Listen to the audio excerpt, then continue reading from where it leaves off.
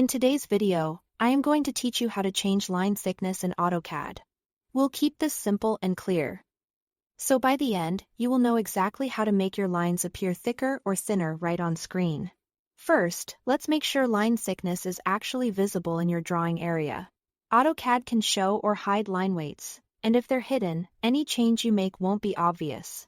Click into the command line, type LW display, and press enter. When AutoCAD prompts you, type on and press enter again. This setting controls the on-screen display of line weights. It doesn't change the geometry of your objects. It just lets you see the visual thickness while you work. If you already had it on, great, you are ready to continue. Next, select the line you want to adjust. You can click a single line or select multiple lines if you want them all to have the same thickness. With the line selected, press Ctrl+F to open the Properties palette. This palette shows detailed information about whatever you have selected. Look for the line weight field. It may currently say default or show a specific value in millimeters. Click that value to open the list of available line weights, then choose the thickness you want to apply. As soon as you pick a value, you should see the line update on screen.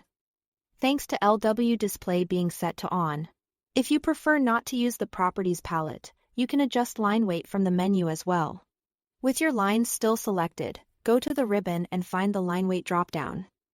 Open that list and choose the thickness you want.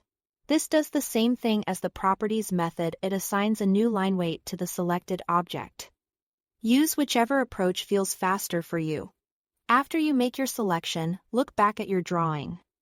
You should see the line thickness change immediately. If it doesn't look different, double-check that LW display is on, and try zooming in a bit so the change is easier to see. Remember, changing the line weight affects how the line looks on screen, which is helpful for visual clarity while you design. That's all there is to it. Thanks for watching.